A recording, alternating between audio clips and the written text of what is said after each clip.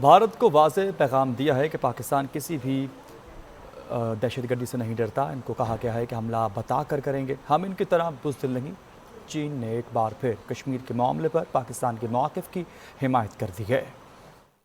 دورہ چین سے واپسی پر اسلام آباد میں پریس کانفرنس کرتے ہوئے نائب وزیر اعظم اسحاق ڈار بولے، پاکستان بھارت کشیدگی کے دوران تقریباً 60 ممالک کے ساتھ رابطے میں رہا، ہمسایہ ممالک کا جھوٹا بیانیہ بے نقاب کیا اور دنیا کو حقائق سے آگاہ کیا۔ یہ نہیں کہ انہوں نے ہمیں انفارم کیا ہے جیسے ہم کوئی جو کرتے ہیں نا تجربہ کوئی میزائل کا کوئی اور اس طرح، تو ہم کنٹریز باؤنڈ ہوتی ہیں کیونکہ ہم اس خطے میں ہیں کہ ایک دوسرے کو انفارم کرنا، تو کوئی ہمیں اس طرح کی انٹیمیشن نہیں تھی۔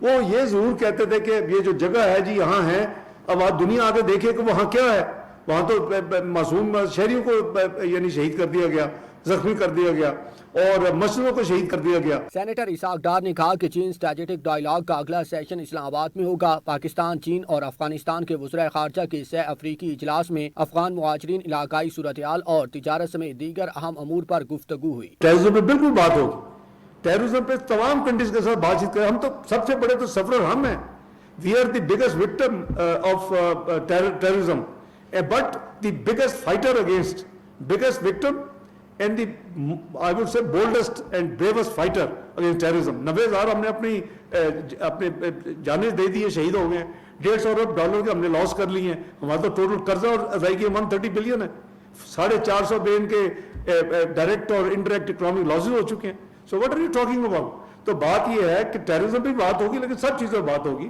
نائب وزیر اعظم نے کہا کہ 19 اپریل کو کابل کے دورے کے دوران ہونے والے معاہدوں پر پاکستان میں مکمل عمل درآمد ہو چکا ہے۔ انہوں نے افغان وزیر خارجہ امیر متقی سے کیے گئے معاہدوں پر عمل درآمد کا بھی ذکر کیا۔ جب بھی بات ہم سے ہوتی تھی ہم کہتے تھے کہ ٹھیک ہے وہ انڈیا نہیں کرے گا، ہم بھی نہیں کریں گے، ہم نے نہیں کیا جب تک انہوں نے نہیں کیا 7 مئی کو، یا پھر اگلے 2 دن پہ جو ہمیں 10 مئی کے ارلی آورز میں صبح 2:30 بجے سے یعنی آپریشن شروع کرنا پڑا۔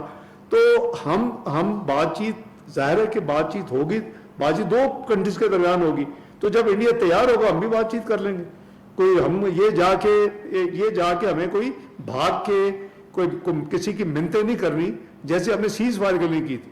سیز فائر اس آفس میں صبح 8:15 بجے سیکٹری روبیو کی فائنل کال پہ ہوا تھا، جب انہوں نے کہا جی کہ India is ready to stop, are you ready to stop? بالکل، ہم نے کبھی شروع نہیں کیا۔ وزیر خارجہ نے اس عزم کا اعادہ کیا کہ پاکستان خطے میں امن و استحکام کے لیے اپنی سفارتی کوششیں جاری رکھے گا اور تمام تر چیلنجز کا بھرپور جواب دیا جائے گا۔